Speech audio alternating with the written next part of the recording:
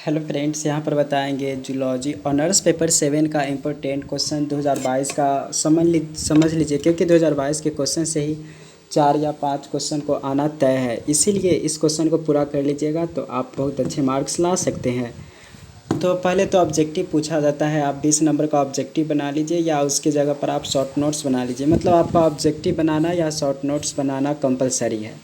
उसके बाद यहाँ पे 3 ग्रुप है। ग्रुप ए में 3 क्वेश्चन, ग्रुप बी में 3 क्वेश्चन, ग्रुप सी में 3 क्वेश्चन। तो आपको तीनों ग्रुप मिलाकर टोटल 4 क्वेश्चन बनाना है। अगर बात सीधा बोला जाए तो तीनों ग्रुप में से कोई एक ग्रुप को चुन लीजिए जिसमें से आप 2 क्वेश्चन बना लीजिए, और कोई 2 ग्रुप ऐसा चुन लीजिए जिसमें से एक एक क्वेश्चन बना लीजिए। तो आपका टोटल चारों क्वेश्चन कंप्लीट हो जाएगा। यहाँ पे हम देखेंगे एक एक क्वेश्चन का आंसर।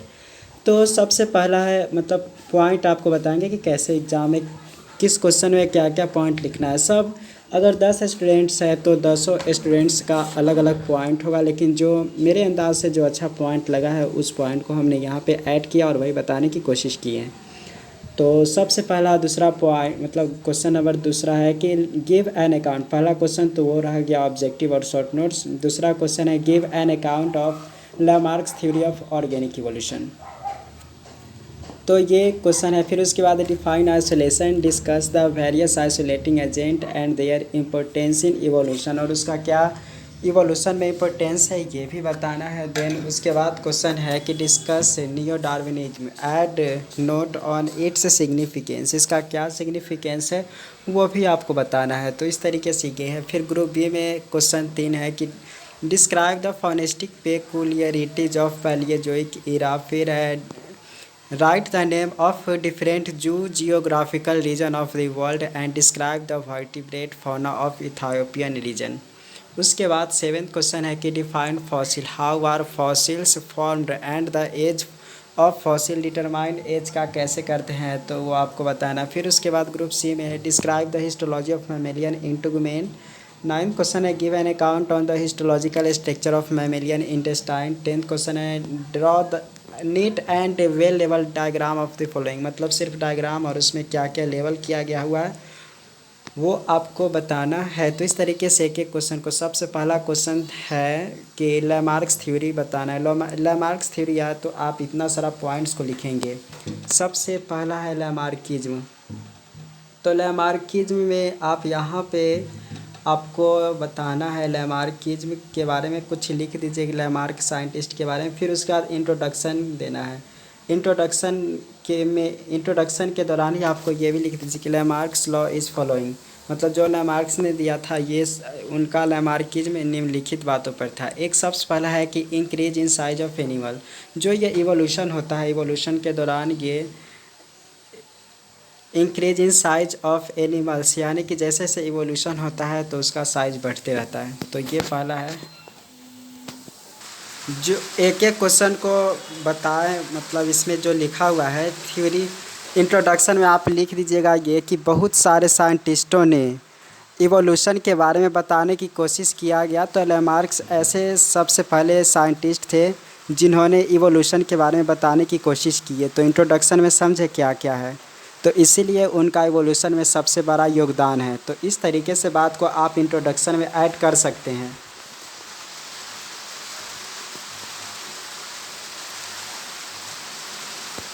तो यहाँ पे पहला है, जैसे एक एक ये पॉइंट है increase in size of animals. मतलब ये बताने की कोशिश किया जा रहा है कि जब जब इवोल्यूशन के दौरान इवोल्यूशन होता है तो हर एनिमल का साइज इंक्रीज होता है। तो इसी पॉइंट्स को आप लिख दीजिएगा जो हम बोले हैं उसी तरीके से। उसके बाद पॉइंट है कि न्यू स्ट्रक्चर एंड ऑर्गेन्स। मतलब जब इवोल्यूशन होता है किसी भी ऑर्गेनिज्म का तो नए नए ऑर्गन का डेवलप होता है। जैसे बहुत सारे और कुछ कुछ स्ट्रक्चर लॉस भी हो जाते हैं, ये भी मालूम है कि नहीं। जैसे अपेंडिक्स एक समय में था जो हम लोग में काम करता था, लेकिन अभी के समय में वो वेस्टिजियल ऑर्गन है। तो ये लाइन समझे क्या लिख सकते हैं इस पॉइंट्स में।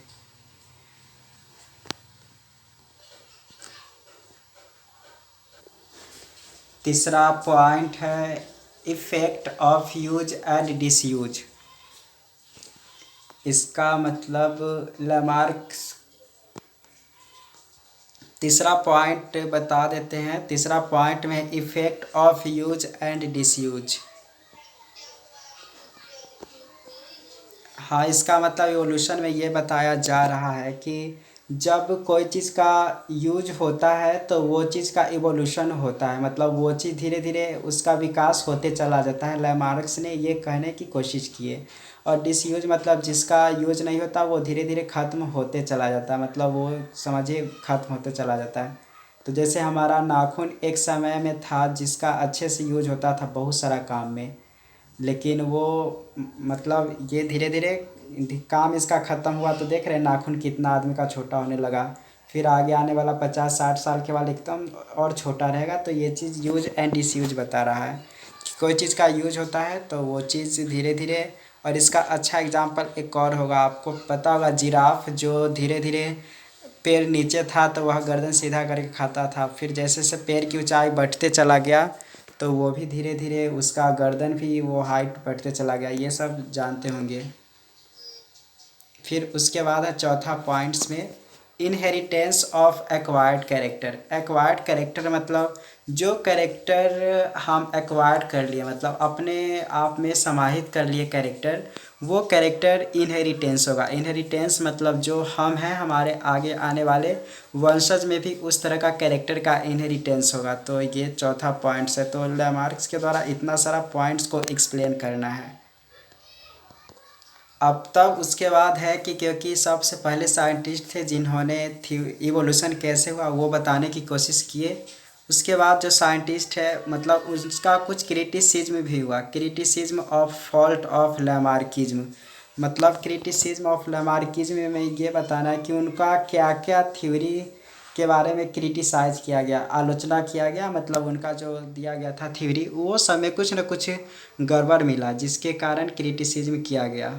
तो क्रिटिसिज्म में जो बात बता रहे हैं वही बात को लिख देना है कि उनके बहुत सारे जो थ्योरी है वो गलत साबित हुआ। जैसे effect of use and disuse में उन्होंने बताया था कि जो चीज़ का ज़्यादा यूज होगा वो धीरे धीरे अच्छे से इवोल्यूशन होगा।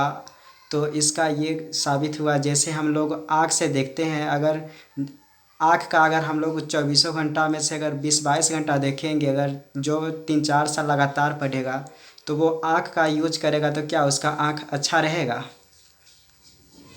तो उसका आँख अच्छा नहीं रहेगा। तो इस तरीके से उनका क्रिटिसिज्म किया गया कि ऐसा नहीं है कि जो चीज़ का ज़्यादा यूज होगा वो धीरे धीरे आगे उसका इवोल्यूशन होगा। तो ऐसे ही हर इसका इनका जो दिया गया था बहुत सारा थ्योरी उनका वो गलत साबित किया गया। तो वो क्रिटिसिज्म मतलब जो उनका थ्योरी है वो सब के बारे में आप बुराई लिख दीजिए, मतलब जो वास्तव में आगे चलकर गलत साबित हुआ वो लिखना है। जैसे effect of use and disuse का लिखवा चुके हैं उसी तरीक़ा से और भी कुछ होगा तो वो लिखना है। क्रिटिसिज्म मतलब समझ गएंगे। और उसके बाद है नियो लैमार्किज्म में लिखना है। नियो लैमार्किज्म में बस यही लिखना है कि उनके द्वारा जो दिया गया था थ्योरी वो गलत साबित होने पर बहुत सारे साइंटिस्टों ने उनके जो दिया गया था थ्योरी सबको सुधार किया, तो वही नियो लैमार्किज्म कहलाया। तो इस तरह के बात को लिख देना। ऊपर जैसे क्वेश्चन में है कि define isolation, discuss the various isolating agent and their importance and in evolution. तो यहाँ पर है आइसोलेशन के बारे में और आइसोलेटिंग एजेंट क्या है और इम्पोर्टेंस इन इवोल्यूशन में क्या है तो वो बताया जा रहा है। तो इसका टॉपिक आप देख रहे होंगे। सबसे पहला आइसोलेशन के बारे में यहाँ पे देना है, आइसोलेशन। तो आइसोलेशन टॉपिक में क्या एक्सप्लेन कर सकते हैं आप? आइसोलेशन सबसे पहला टॉपिक है। तो आइसोलेशन में ये जैसे कोरोना वायरस हुआ था तो आइसोलेटेड नाम सुने होंगे ना, मतलब आइसोलेशन मतलब होता है अलग। जो तो अलग जो आइसोलेशन होता है उसी को अलग कहते हैं। उसको डिफिनीशन आप कह सकते हैं कि जहाँ पर बहुत सारे ऑर्गेनिज्म रह रहे हैं उससे अलग होने को ही, मतलब उससे दूर होने की प्रोसेस को आइसोलेशन कहते हैं। तो आइसोलेशन मिला जुला कर टर्म समझ गए होंगे कि क्या होता है। तो उसके बाद थोड़ा सा और अच्छे से क्लियर आएगा जब एक भी बार कोई भी वीडियो देख लीजिए, चाहे आप गेस्ट पेपर पढ़ लीजिए तो अच्छे से समझ सकते हैं। तो आइसोलेशन का डिफिनीशन लिख सकते हैं कि नहीं, अलग अलग जो स्पेसीज रहता है उसी को आइसोलेशन कहते हैं। उसके बाद है टाइप्स ऑफ आइसोलेटिंग मैकेनिज्म। तो आइसोलेटिंग मैकेनिज्म मतलब आइसोलेशन कैसे होता है, कोई आइसोलेटेड कैसे होता है। जैसे हम बिहार में हैं, बिहार से अगर मध्य प्रदेश जा रहे हैं तो आइसोलेशन मेरा वो हो गया, इस जगह से वहाँ चले गए। तो किसी भी स्पेसीज़ का आइसोलेशन कैसे होता है, उसका टाइप्स है। सबसे पहला है कि प्रीमेटिंग, जिसको प्रीजाइगोटिक आइसोलेशन मैकेनिज्म भी कहते हैं, और दूसरा है पोस्टमैटिक आइसोलेटिंग मैकेनिज्म। ये दो तरह के हो गया। तो दोनों, पहला है ना प्रीमेटिंग है पहला, दूसरा पोस्टमेटिंग। प्रीमेटिंग के भी उसको फर्दर क्लासिफाई किया गया। प्रीमेटिंग मतलब क्या होता है, रिप्रोडक्शन समझते होंगे हम लोग। तो रिप्रोडक्शन से पहले जो प्रीमेटिंग में पहला इसी को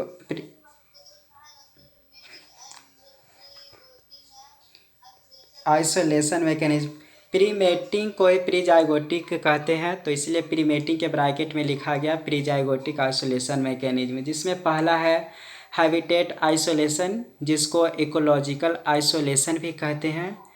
दूसरा है सीजनल, जिसको टेम्पोरल आइसोलेशन भी कहते हैं। तीसरा है इथोलॉजिकल आइसोलेशन।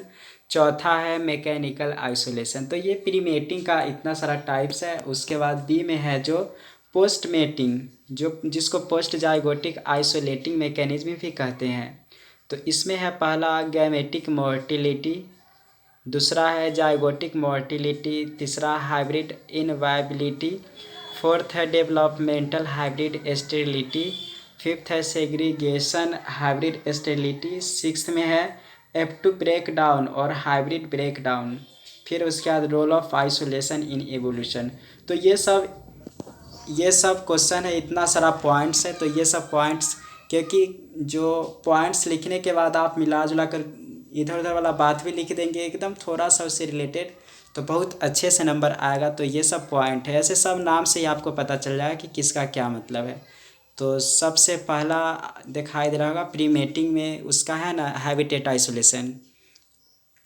तो हैबिटेट आइसोलेशन प्रीमेटिंग मतलब होता है रिप्रोडक्शन से पहले अगर कोई ऑर्गेनिज्म का अगर आइसोलेटेड हो रहा है, मतलब वो अलग हो रहा है, तो वो प्रीमेटिक आइसोलेशन कहलाता है। तो पहला हैबिटेट आइसोलेशन।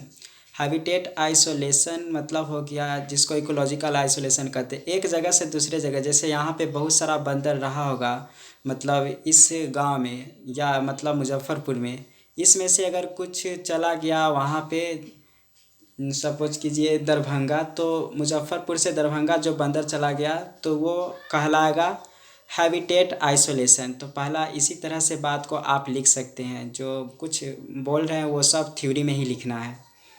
दूसरा में है सीजनल, जिसको टेम्पोरल आइसोलेशन कहते हैं।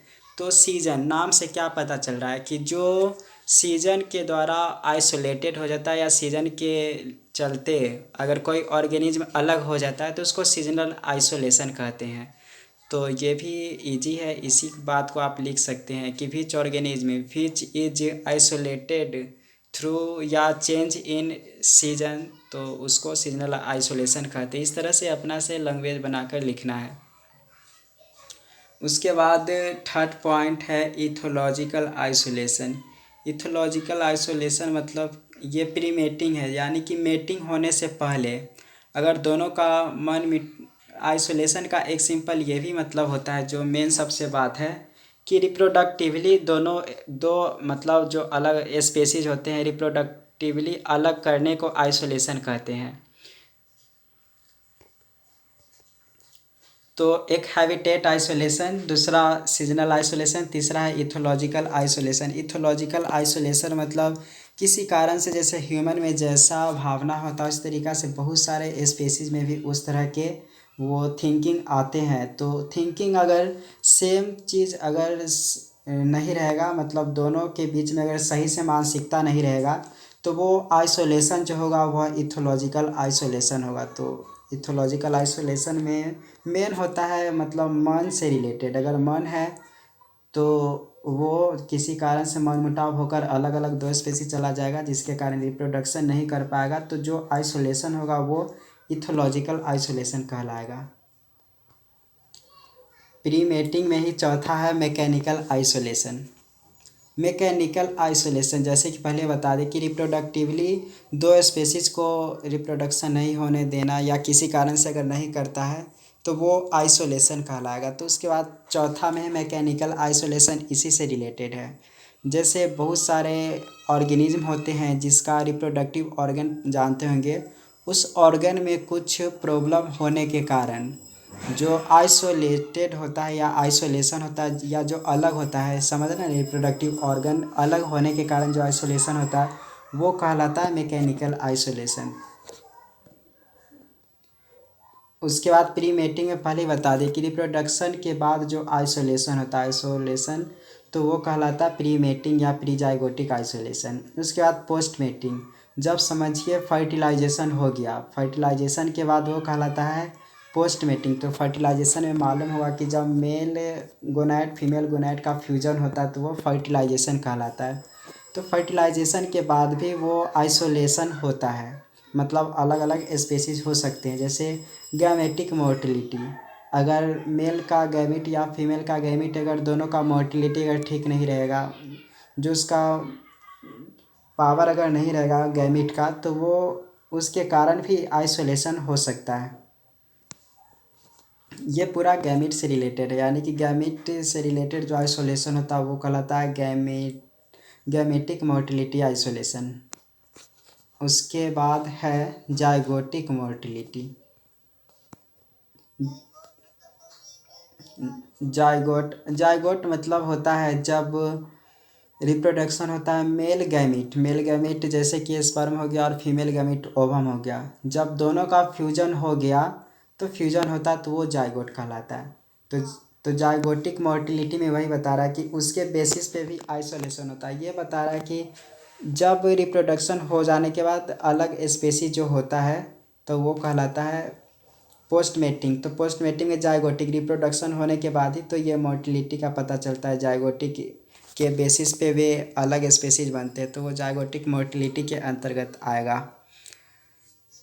तीसरा में है हाइब्रिड इनवाइबिलिटी।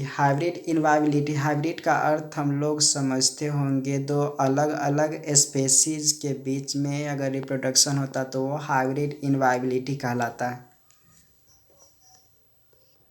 जैसे बाज़ार में एग्जांपल देखे होंगे, पपीता वाला एग्जांपल से अच्छे से समझ में आ जाएगा हाइब्रिड इनवाइबिलिटी क्या होता है।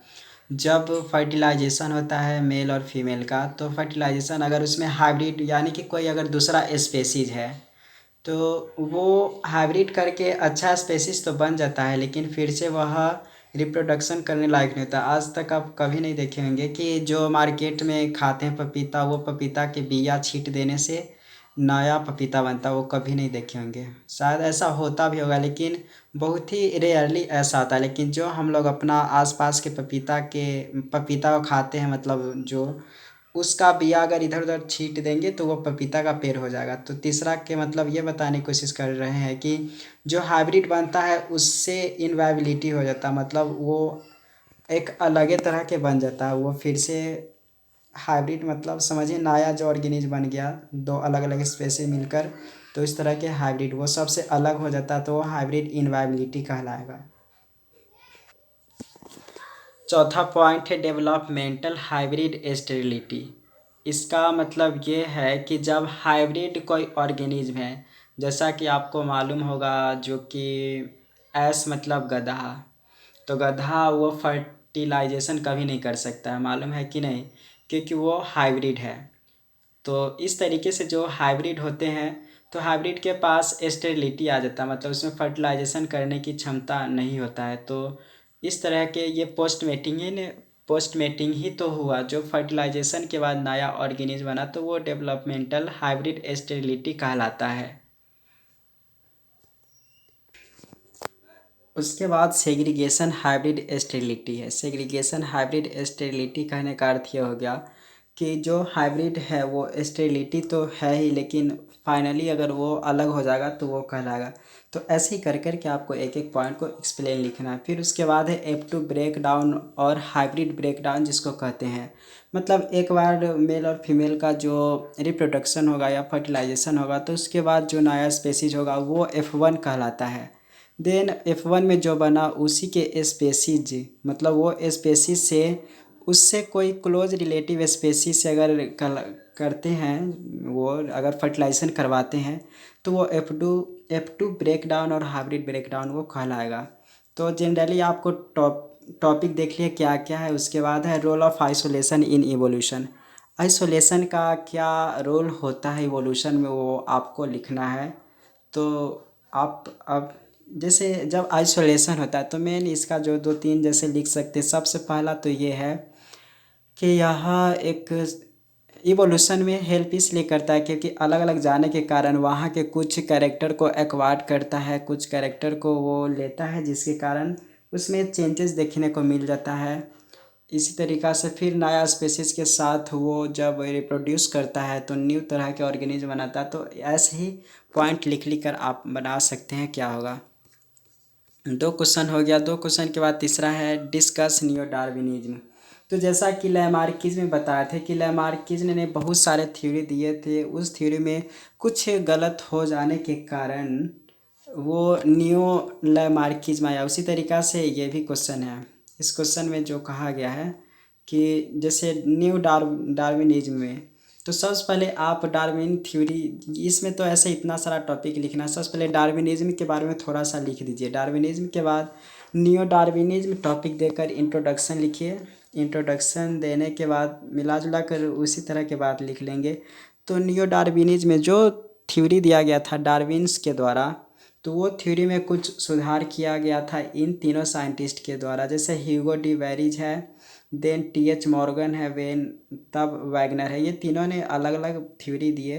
तो नियो डार्विनिज्म में मेन आपका इतना सारा पॉइंट्स है। वैसे चाहे तो आप अलग अलग तरह के पॉइंट्स भी बता सकते, लास्ट में कंक्लूजन भी ऐड कर सकते हैं।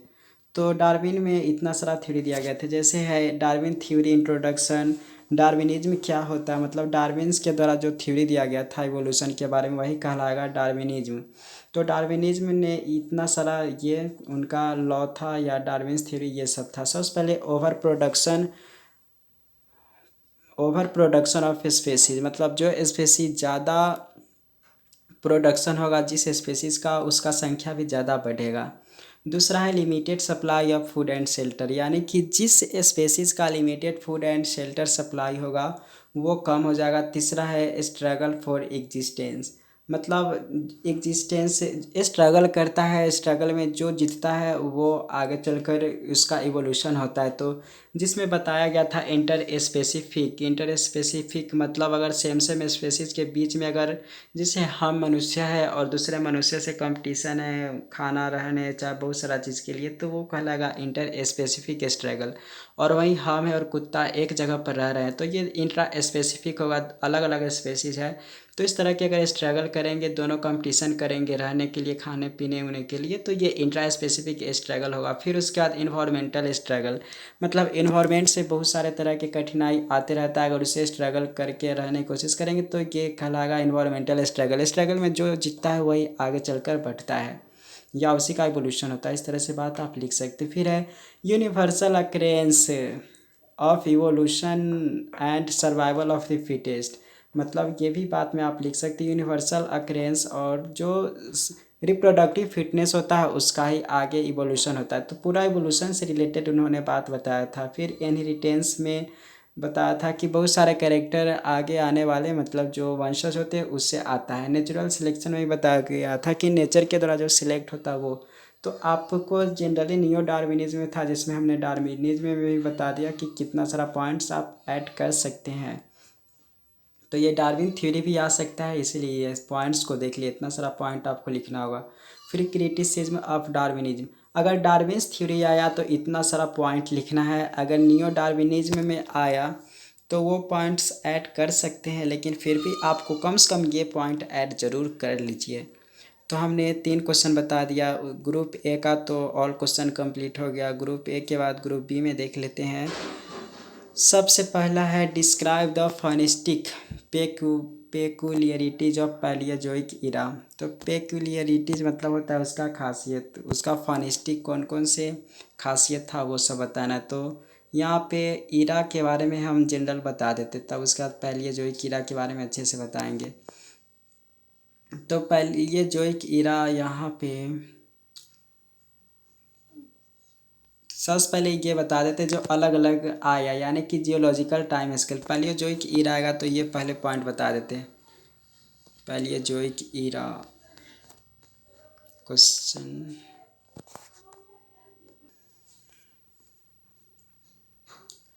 तो कोई भी अगर ईरा के बारे में आएगा, जैसे पहले जो एक ईरा है तो ये ईरा के बारे में इतना सारा पॉइंट आपको लिखना है। जो पहले जो एक ईरा है इंट्रोडक्शन दे दीजिए कि this era is very important era for evolution of organism. इसी तरीक़ा से मिला जुला कर बात लिख लीजिए। जो पहले जो एक ईरा है उसको 7 पीरियड में डिवाइड किया गया हुआ है। सबसे पहला कैम्ब्रियन पीरियड। इस पीरियड के बारे में अगर आपको लिखना होगा तो इसका एज लिख दीजिएगा कि यह कितना लाख साल तक कैम्ब्रियन पीरियड रहा। क्लाइमेटिक कंडीशन कैसा था, कितना टेम्परेचर था, कितना उसका हॉट गर्मी कितना था, इस तरीके से बात को लिख दीजिए। फिर फौना के बारे में लिख दीजिए, मतलब कौन कौन सा स्पेसीज इस पीरियड में आया या इस पीरियड में था, कौन कौन सा स्पेसीज। फिर फ्लोरा में भी आपको उसी तरीक़ा से पॉइंट लिखना है।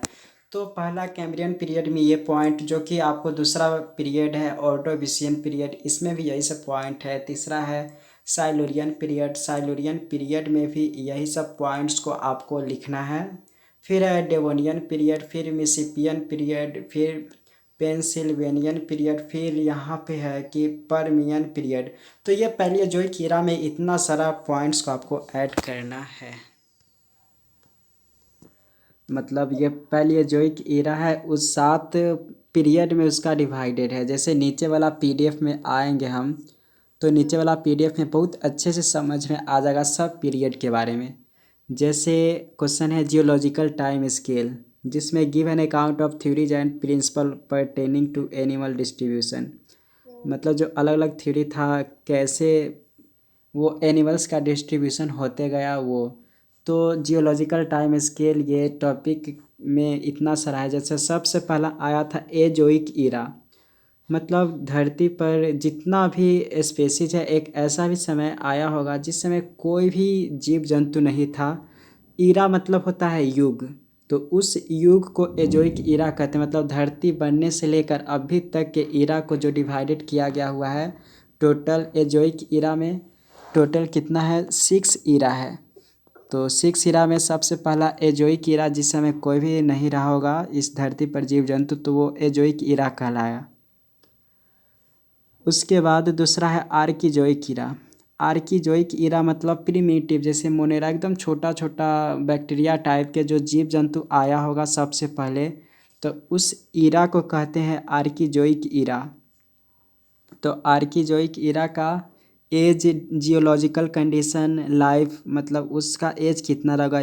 जैसे एज में जैसे कोई 5 करोड़ साल रहा होगा, कोई 100 साल, कोई 1000 साल, ऐसे एज लिखना है। जियोलॉजिकल कंडीशन में लिखना है कि जब बैक्टीरिया मोनेरा रहा। तो जैसे धरती बना तो एजोइक ईरा आया, फिर आर्किजोइक ईरा आया। आर्किजोइक ईरा में बहुत पुराने ज़माना के जीव जंतु रहा होगा, मतलब बैक्टीरिया टाइप के। प्रोटेरोजोइक ईरा में जैसे प्रोटोजोआ का नाम सुने होंगे, जैसे प्रोटोजोआ में मलेरिया टाइप के जो कुछ होता है इस तरह के आया होगा धरती पर। फिर उसके बाद आया मीसोजोइक ईरा। मीसोजोइक ईरा में धीरे धीरे जो आने लगा, जैसे घोंघा टाइप के जीव जंतु का धीरे धीरे डेवलप होने लगा। फिर है सीनोजोइक ईरा 5th में। सीनोजोइक ईरा को 2 भाग में डिवाइड किया गया हुआ है। एक है मतलब सबसे पहले ईरा को डिवाइड किया जाता है पीरियड में, जैसे सीनोजोइक ईरा को टर्शियरी पीरियड में, उसके बाद है दूसरा क्वार्टनरी पीरियड में डिवाइड किया हुआ है। देन टर्शियरी पीरियड को इपॉच में डिवाइड किया हुआ है। जैसे टर्शियरी पीरियड में है पैलियोसीन इपॉच, बी में इयोसीन इपॉच, सी में है ओलिगोसीन इपॉच, डी में है मायोसीन इपॉच, ई में है प्लायोसीन इपॉच। उसी तरीक़ा से क्वार्टनरी पीरियड में है प्लिस्टोसीन इपॉच, होलोसीन इपॉच। ये सब के बारे में लिखना है। सीनोजोइक आता तब, लेकिन हम लोग को एग्ज़ाम में पूछा जाएगा पैलियोजोइक ईरा। तो पैलियोजोइक ईरा में ये सातों, मतलब जो इसका 6 ये है, मतलब 6 या 7 पीरियड में डिवाइड किया हुआ, वो सब के बारे में लिखना है। जैसे Cambrian period, Cambrian period, Ordovician period, Silurian period, Devonian period, Carboniferous period में ही मिसिसिपियन एंड पेंसिल्वेनियन पीरियड शामिल है, और सिक्स्थ में है पर्मियन पीरियड। अब ऊपर वाला क्वेश्चन में जो जाएंगे, जो क्वेश्चन है ऊपर जस्ट एक ऊपर तो समझ में आएगा। ये पूछा है पैलियोजोइक इरा के बारे में आपको लिखना है। तो जैसे 7 पीरियड में डिवाइड है वो लिख दीजिए। कैम्ब्रियन पीरियड आएगा तो एज मतलब कितना 100 साल रहा, जैसे कैम्ब्रियन पीरियड रहा होगा 4 लाख साल, ये एज रहा होगा धरती पर। तो एज में बस एज लिख देना है। क्लाइमेटिक कंडीशन में लिखना है कि जब ये कैम्ब्रियन पीरियड था तो उस समय उसका टेम्परेचर सपोज कीजिए 40 डिग्री सेल्सियस एवरेज रहा था। उसके बाद रेनी थोड़ा थोड़ा बारिश भी हो रहा था उस समय जब कैम्ब्रियन पीरियड था। देन उसके बाद जो आया उस समय के वातावरण जो था वह मॉइस्ट था, मतलब मॉइस्ट मतलब थोड़ा भींगा भींगा सा था वातावरण। तो क्लाइमेट कंडीशन में यही सब पॉइंट लिखना है। फौना में जैसा कि बता दिए थे कि रेप मतलब PARM, P says amphibia reptile apps mammals, इसमें से कौन कौन सा एनिमल आया था जो, तो वो सब लिखना है जो कैम्ब्रियन पीरियड में, वो सब पॉइंट, ऑर्डोविशियन में ये सब पॉइंट। तो इतना सारा टॉपिक को लिखना है। तो ये समझ गए होंगे कि क्या लिखना है फोर्थ क्वेश्चन में पैलियोजोइक इरा में।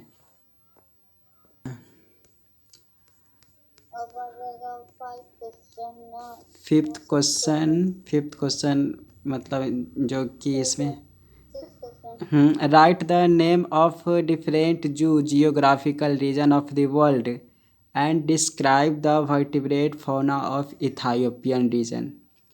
तो क्वेश्चन में जो कह रहा है जू मतलब एनिमल्स, जियो मतलब धरती, ग्राफिकल मतलब ग्राफ से रिलेटेड, रीजन मतलब क्षेत्र। तो नाम से धीरे धीरे पता चल रहा होगा कि जियोग्राफिकल रीजन का कहने का क्या अर्थ है। अब इस PDF में आते हैं तो वो चीज़ समझते हैं कि इस क्वेश्चन में क्या क्या पॉइंट्स हमें लिखना है।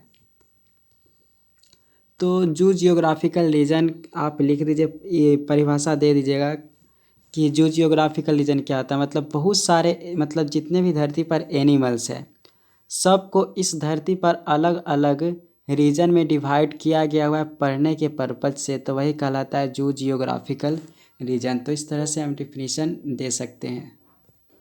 तो क्योंकि मालूम है कि अलग अलग जो साइंटिस्ट होते हैं वो अलग अलग ये बात बताते हैं कि कैसे क्या चीज़ रहना चाहिए। तो सबसे पहले डॉक्टर AR वैलेस ने 1876 में, मतलब उन्होंने डिवाइड किया ये इरा के बारे में, मतलब सॉरी अलग अलग रीजन के बारे में बताया। तो सबसे पहले उन्होंने बताया, उनके बारे में भी कुछ पॉइंट है कि 1876 में इन्होंने ये बताया, जो कि एक इंग्लिश नेचुरलिस्ट थे। Accepted the above scheme of division of earth surface, उन्होंने अर्थ सरफेस को डिवीजन कर दिया वो उसके एनिमल्स के डिस्ट्रीब्यूशन को लेकर। तो सबसे पहला था पहले आर्कटिक रीजन, पहली आर्कटिक रीजन में उन्होंने डिवाइड किया। दूसरा है इथायोपियन रीजन, देन ओरिएंटल रीजन तीसरा, फिर फोर्थ है ऑस्ट्रेलियन रीजन, फिफ्थ है नियोट्रॉपिकल रीजन, सिक्स्थ है नी आर्कटिक रीजन। तो उन्होंने ये 6 डॉक्टर AR वैलेस ने इस तरीके से डिवाइड किए। और दूसरा साइंटिस्ट थे वो जिन्होंने पूरे अर्थ सरफेस को 3 भाग में डिवाइड किए। एक आर्कोटोजिक रिल्म्स मतलब होता है रीजन, दूसरा है नियोगिया रिल्म्स, तीसरा है नोटोगिया रिल्म्स। ये बात ऑलरेडी बता चुके कि अलग अलग साइंटिस्ट ने अलग अलग रीजन में डिवाइड किया। और जो जैसे डॉक्टर AR वैलेस ने जो रेड पेन से लिखे हुए यहाँ पे, पहली आर्कटिक, इथापियन रीजन, ओरिएंटल, ऑस्ट्रेलियन, नियोट्रॉपिकल, नी आर्कटिक। तो फर्दर उसका सब रीजन भी है, सब रीजन मतलब उसको फर्दर डिवाइड भी किया गया हुआ है। तो वो सब रीजन में जैसे पहली आर्कटिक रीजन में यूरोपियन रीजन हो गया, मेडिटरेनियन रीजन हो गया, साइबेरियन ये रीजन हो गया, फिर मंचूरियन रीजन, ये सब रीजन है। अब क्वेश्चन इसी तरीक़ा से 6 का सब रीजन दिया हुआ है। तो 6 का जैसे दूसरा है ना इथापियन रीजन, इसको फर्दर 4 भाग में डिवाइड किया गया हुआ है, मतलब 4 सब रीजन है। East Africa, West Africa, South Africa, Malagasy sub region, ये 4 है।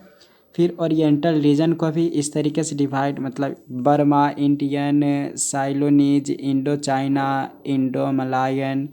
ऑस्ट्रेलियन रीजन में भी ये ऑस्ट्रो मलायन, पॉलिनेशिया, न्यूजीलैंड में डिवाइड किया हुआ है। नियोट्रॉपिकल रीजन में भी ब्राज़ीलियन, चिलियन, मैक्सिकन, एंटीलियन में नी आर्कटिक भी है जो कि कैलिफोर्निया, कनाडियन है, Rocky Mountain and Allegheny Holarctic realms में Nearctic and Palearctic realms शामिल है। मतलब जनरल ये बता रहा है, जैसे सबसे पहले उन्होंने देश को डिवाइड कर दिया, बहुत सारा देश में हर देश में राज्य है। उस तरीका सब समझ लीजिए कि ये जो ये देश है, और सब देश में अलग अलग राज्य है, अपना अपना राज्य। जैसे पहले आर्कटिक हो गया, इसमें अलग अलग अपना है ये राज्य के तौर पर आप ये सब रीजन समझ सकते हैं। तो समझ में आ रहा होगा कि क्या इसमें बताने की कोशिश कर रहा है। अब क्वेश्चन में ये कहा गया कि जियोग्राफिकल रीजन के बारे में आपको बताना है, और उसमें जो है एक इथापियन रीजन को एक्सप्लेन करना है। क्वेश्चन में है कि नहीं, आप गौर से देखेंगे तो आपको दिखाई दे देगा, इथापियन रीजन को भी एक्सप्लेन करना है उसमें। जैसे ऊपर में 6 रीजन था, ऊपर में 6 रीजन, या उस तरह से कोई भी रीजन आएगा तो इतना सारा पॉइंट्स को हम एक्सप्लेन करेंगे। सबसे पहले है इंट्रोडक्शन देंगे, इंट्रोडक्शन के बाद जियोग्राफिकल डिस्ट्रीब्यूशन देंगे। मतलब जो रीजन है उसका जियोग्राफिकल डिस्ट्रीब्यूशन कहाँ कहाँ कौन कौन सा देश में है वो आपको पॉइंट्स लिखना है। फिर उसके बाद क्लाइमेट, वहाँ के क्लाइमेट कैसा रहता है वो आपको पॉइंट्स बनाना है। फिर उसमें फौना में अलग अलग जो बताए, फौना का अर्थ होता है बहुत सारे एनिमल्स, मतलब एनिमल्स के ग्रुप को ही फौना कहते हैं।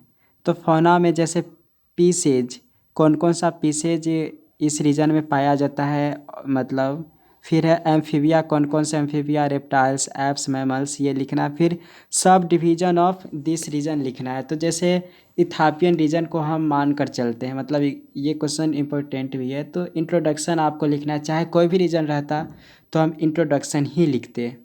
इंट्रोडक्शन में लिख देते इथापियन रीजन के बारे में कि this reason is very important for the study purpose of different types of animals and plants. इस तरीके से पॉइंट्स को हम लिख सकते हैं इंट्रोडक्शन में। अब जियोग्राफिकल डिस्ट्रीब्यूशन में, मतलब यह कौन कौन सा देश में आता है। इथापियन रीजन जो आता है यहाँ पे, जैसे ये जनरली अफ्रीका देश में आता है। इस तरीके से पॉइंट लिख देंगे कि कौन कौन सा देश में डिस्ट्रीब्यूटेड है ये, तो समझ रहे होंगे। फिर क्लाइमेटिक कंडीशन वहाँ पर कैसा कैसा होता है, मतलब टेम्परेचर से रिलेटेड, रेन से रिलेटेड।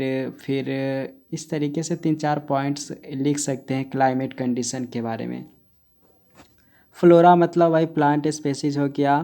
फिर फौना मतलब बता दें कि कौन कौन सा मछली पाया जाता है, या फिर पीसेज की संख्या कितना होता है, कितना हज़ार, कितना लाख, इस तरह से बात लिखना है। एम्फीबिया, रेप्टाइल्स, एप्स, मैमल्स, ये लिखना है।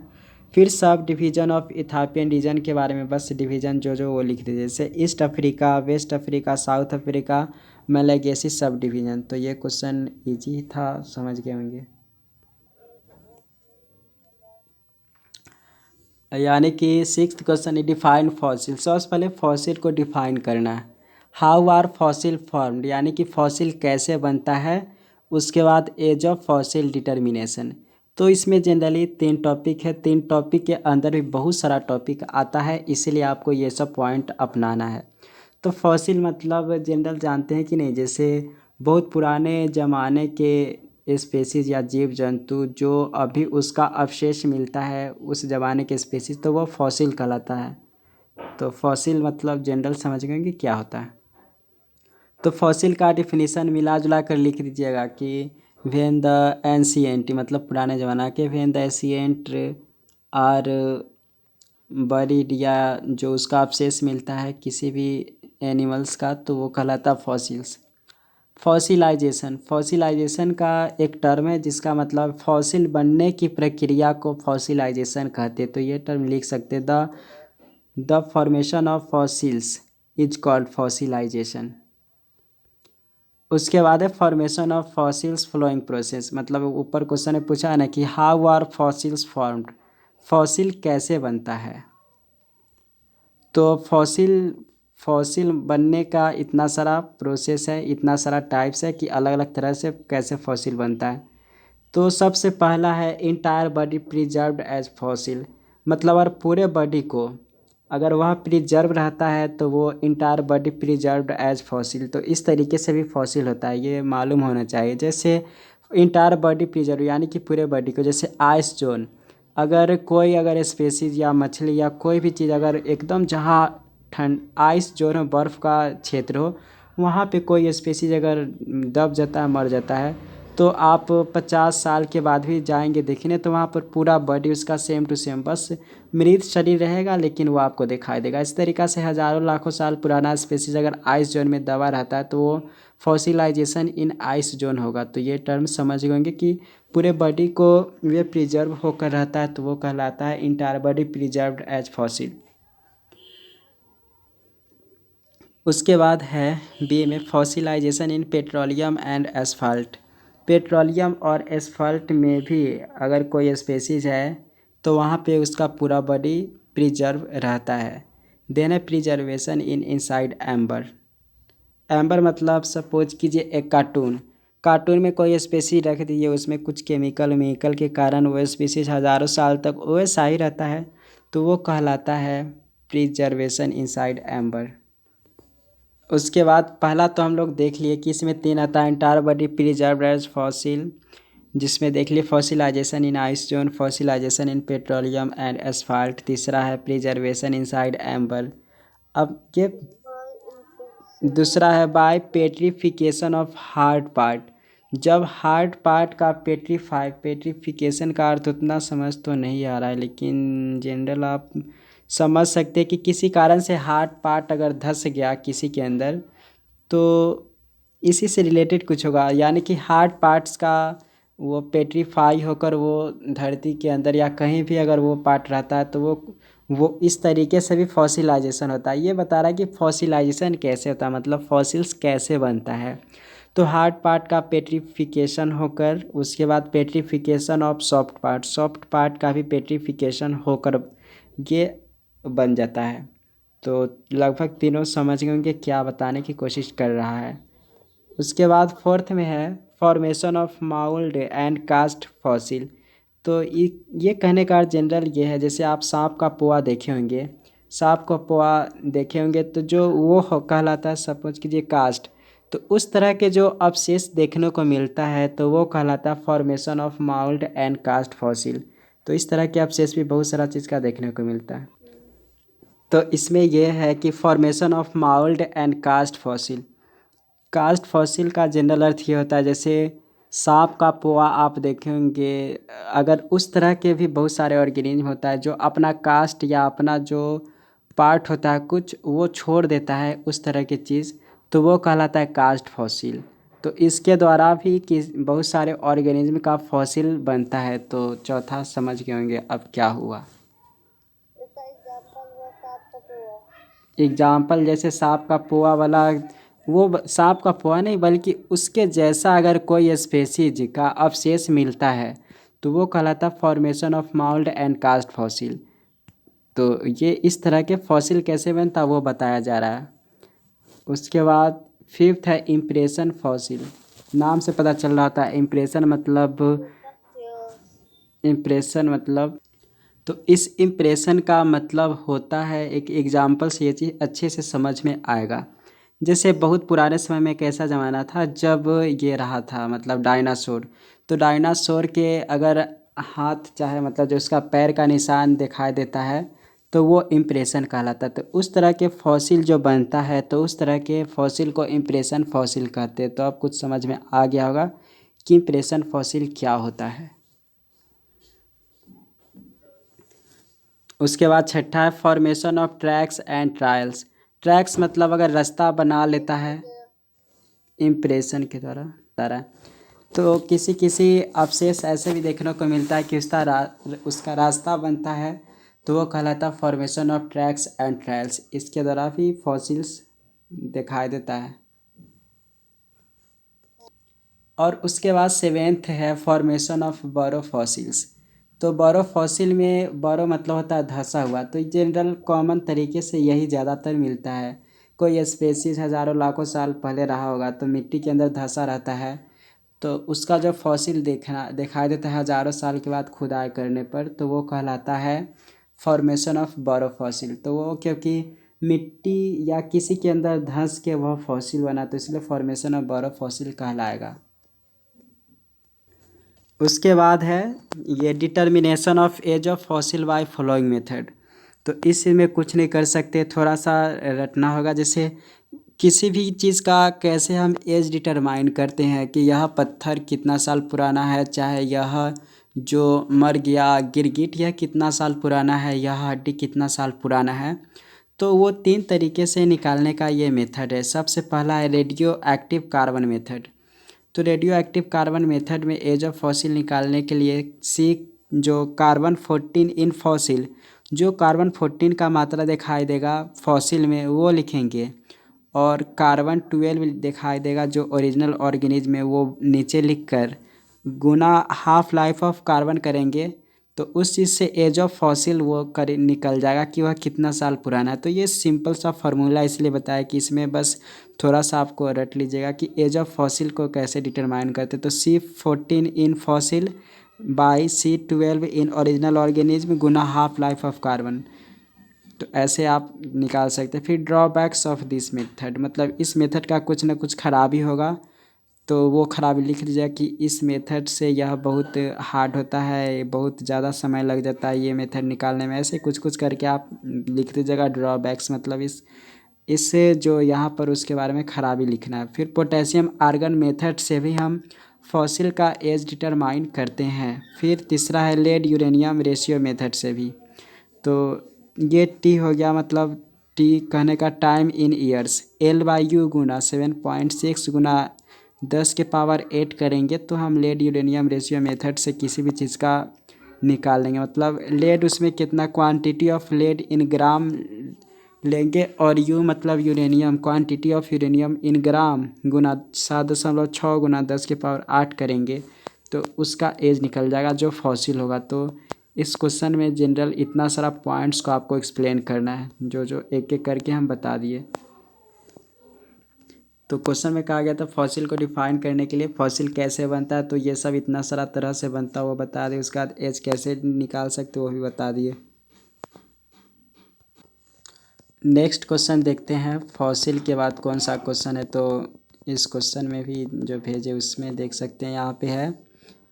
उसके बाद ग्रुप बी में कंप्लीट हो गया। ग्रुप सी में है मैमेलियन इंटीगुमेंट। मैमेलियन इंटीगुमेंट के बारे में लिखना है। हिस्टोलॉजी मतलब उसका टिश्यू के स्ट्रक्चर के बारे में लिखना है। तो इंटीगुमेंट मतलब स्किन होता है, तो उसमें ये क्वेश्चन आएगा तो इसमें डायग्राम आप देखिए अच्छे से। तो डायग्राम के बारे में ही मेनली लिखना है इंटीगुमेंट। हिस्टोलॉजी मतलब होता है टिश्यू के स्टडी को हिस्टोलॉजी कहते हैं। तो क्योंकि स्किन हमारा बॉडी का सबसे लॉन्गेस्ट ऑर्गन है, लॉन्गेस्ट ऑर्गन टिश्यू है, सॉरी मतलब स्किन है। तो स्किन ये जो ऑर्गन है, तो उस ऑर्गन को जब ये ट्रांसफर सेक्शन समझिए ना, स्किन को आप ब्लेड से कट कीजिए, मतलब नीचे की ओर जैसे नाम लिखने के चलते कट करते, तो उस तरह के कट करने के बाद इतना सारा लेयर आपको दिखाई देगा। तो स्किन का ये वाला डायग्राम बनाना हिस्टोलॉजी ऑफ इंटीगुमेंट है। तो सबसे पहला ये फिगर देख रहे हैं मैमेलियन इंटीगुमेंट है।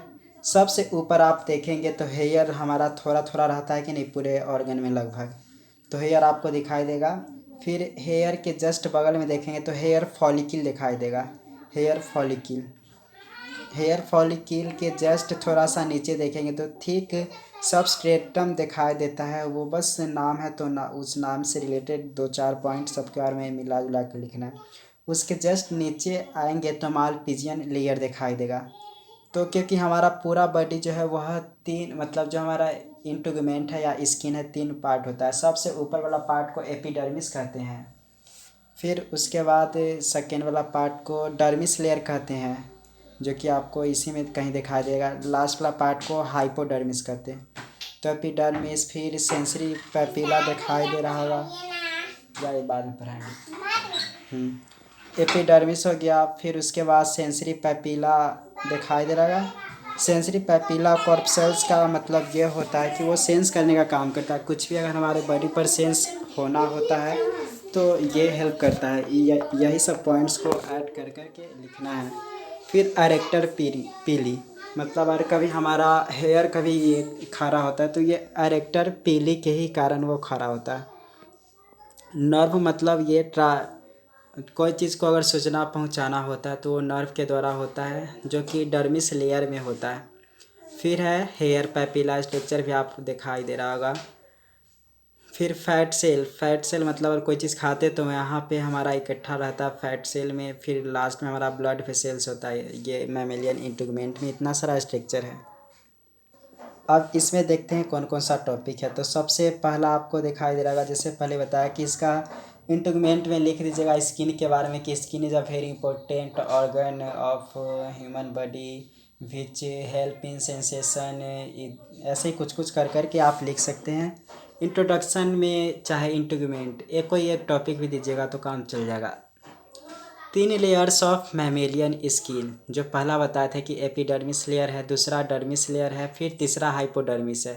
तो तीनों आप नाम से आप देख रहे होंगे। एपिडर्मिस का 5 सब लेयर है, ये भी कहीं न मतलब दिखाई दे रहा होगा वैसे। तो इस क्वेश्चन में जो 3 लेयर है फर्दर उसका सब लेयर है। जैसे एपिडर्मिस स्ट्रेटम कॉर्नियम स्किन का सबसे आउटर लेयर है। एपिडर्मिस में सबसे ऊपर होता है एपिडर्मल स्ट्रेटम कॉर्नियम, उसके बारे में लिख सकते हैं। नहीं भी मालूम रहेगा, अगर आपको लेयर वाइज याद रहेगा तो आप ये लिख सकते हैं कि एपिडर्मिस स्ट्रेटम कॉर्नियम यह बॉडी का इंटीग्यूमेंट का सबसे आउटर लेयर है, जहाँ हमें सेंसेशन का पता चलता है बहुत सारा। ये तो 2-3 पॉइंट लिख सकते हैं। स्ट्रेटम ग्रैनुलोसम में भी लिख सकते हैं कि this layer is present beneath the epidermal stratum corneum which is second layer of epidermis. फिर स्ट्रेटम ल्यूसिडियम में इसी तरीक़ा से बात लिख सकते हैं। फिर स्ट्रेटम ग्रैनुलोसम में भी आप लिख सकते हैं कि इसमें प्रिकल सेल लेयर होता है प्रेजेंट। फिर 5th में स्ट्रेटम जर्मिनेटिव या जर्मिनेटिव लेयर, यानी कि हमारा जो जर्मिनेशन यानी कि हेयर का जो ग्रोथ होता है, समझिए इसी वाला पार्ट से होता है जनरल स्टार्ट। एपिडर्मिस का लास्ट लेयर है वो। डर्मिस में हेयर के बारे में लिख दीजिए कुछ। फिर सेबासियस ग्लैंड, यानी कि हमारा ग्लैंड सिक्रीट होता है कुछ। स्वेट ग्लैंड, पसीना भी आता है, वो डर्मिस लेयर के यहाँ से आता है। फिर apocrine sweat gland, eccrine sweat gland. फिर हाइपोडर्मिस के बारे में लिखना है। फिर फंक्शन क्या क्या, जैसे protection, prevent water loss, sensation का भी काम करता है। सेंसेशन सब समझते हैं कि नहीं अर्थ। फिर है टेम्परेचर रेगुलेशन। अच्छा, 5th में है कैमोफ्लेज, यानी कि पिगमेंटेशन। पिगमेंटेशन का अर्थ ये बता देते, जैसे गिरगिट अपना कलर चेंज करते हैं ना, गिरगिट, तो इसी तरीक़ा से हमारा भी स्किन का कलर जो चेंज होता है तो वो कैमोफ्लेज का भी काम करता है हमारा स्किन। स्टोरेज मतलब जैसा कि बता दें कि जिस इंसान का फैट जो स्किन के अंदर देखे थे, स्किन वाला पार्ट हम बताए थे आपको, वहाँ पे अगर भोजन जमा होता तो वो फैट कहलाता। तो स्टोरेज का भी काम करता है। एक्सक्रीशन मतलब स्वेट, पसीना भी आता है, वो स्किन के चलते ही आता है। तो ये समझ गए होंगे कि इंटीग्यूमेंट में क्या लिखना है। तो अगर ये उसके बाद क्वेश्चन है ना कि histological structure of mammalian intestine, तो मैमेलियन इंटेस्टाइन में ये है कि इंटेस्टाइन का स्ट्रक्चर बनाना है। जैसा कि आप फिगर में आप देख सकते हैं इंटेस्टाइन का स्ट्रक्चर कहाँ पे है। तो इंटेस्टाइन का स्ट्रक्चर सबसे पहले, और वो राइट साइड में आपको दिखाई दे देगा, ट्रांसवर्स सेक्शन ऑफ इंटेस्टाइन। तो जो जो स्ट्रक्चर आप देख रहे हैं, म्यूकस लेयर दिखाई दे रहा होगा आपको। फिर goblet cell, villi, crypts of Lieberkuhn, lymphatic nodule, muscularis, mucosa, blood vessels, sub mucosa, connective tissue, circular muscles, longitudinal muscles, serosa, serous membrane, peritoneum. तो ये सब को एक्सप्लेन कर देंगे एक एक स्ट्रक्चर को, तो वो हिस्टोलॉजी ऑफ ये कहला जाएगा, ट्रांसफर सेक्शन ऑफ इंटेस्टाइन। तो टॉपिक आप देख लिए कि क्या क्या है क्वेश्चन में। तो इंटेस्टाइन में ज़्यादा कुछ नहीं, ये अच्छे से डायग्राम को बना देना है और एक एक लेयर को लिखना है। उसके बाद स्मॉल इंटेस्टाइन का काम क्या था वो भी आप लिख सकते हैं। अब जो लास्ट क्वेश्चन में यहाँ पे बता देते थोड़ा सा, अगर ये कभी बनाने की ज़रूरत पड़ा तो बना लीजिएगा। जैसे transverse section liver of mammals का लीवर के बनाना है और स्प्लीन का बनाना है, और उसके सिर्फ आपको लेबल कर देना। लेबल मतलब जो डायग्राम आप देख रहे हैं लीवर, और सबसे लास्ट में दिखाई देगा आपको जैसे लीवर आपको दिखाई दे रहा होगा, तो इस लीवर का बस डायग्राम बनाकर उसका लेबल कर देना कि यहाँ पे लैटरल मतलब लेफ्ट सेंट्रल लोब है, फिर राइट लैटरल लोब है, स्पाइजिलियन लोब है, कॉमन बायोडक्ट है, फिर से right central lobe, gall bladder, cystic duct, hepatic duct, caudate, ये सब आपको दिखाई दे रहा होगा। फिर उसके बाद इस साइड देखेंगे तो इस साइड भी है, तो bile left lobe with blood vessels, right with hepatic duct. तो ये लीवर का डायग्राम आएगा, तो बस लेवल कर देना है। और उसके बाद आपको स्प्लीन था, तो स्प्लीन का सबसे ऊपर में देखेंगे तो राइट साइड में आपको दिखाई देगा। स्प्लीन का क्रॉस सेक्शन करने पर सबसे ऊपर कैप्सूल दिखाई देगा। फिर कॉर्टेक्स, ट्रेविकुलाई, वाइट पल्प, ट्रेविकुलम, फिर red pulp, medulla, splenic pulp, splenic nodule, germinative centre, इस तरीके से 10 सारा स्ट्रक्चर देगा। एक एक स्ट्रक्चर को बस अच्छे से लिख देना है वो। अगर वहीं पर अगर इस एक्सप्लेन करने के लिए कहेगा तो ऑल स्ट्रक्चर के बारे में कुछ कुछ लिख दीजिएगा, तो वो एक्सप्लेन हो जाएगा। और सिर्फ नीट डायग्राम विथ लेबल्ड बनाना पड़ेगा, मतलब अच्छे से डायग्राम बनाकर लेबल करना होगा। तो इस तरीके से आप बना सकते हैं। इस तरह के हमने सब क्वेश्चन को डिस्कस किया। फिर भी कोई दिक्कत हो तो मैसेज कीजिए, रिप्लाई देने की ज़रूर कोशिश करेंगे। Thank you so much for watching.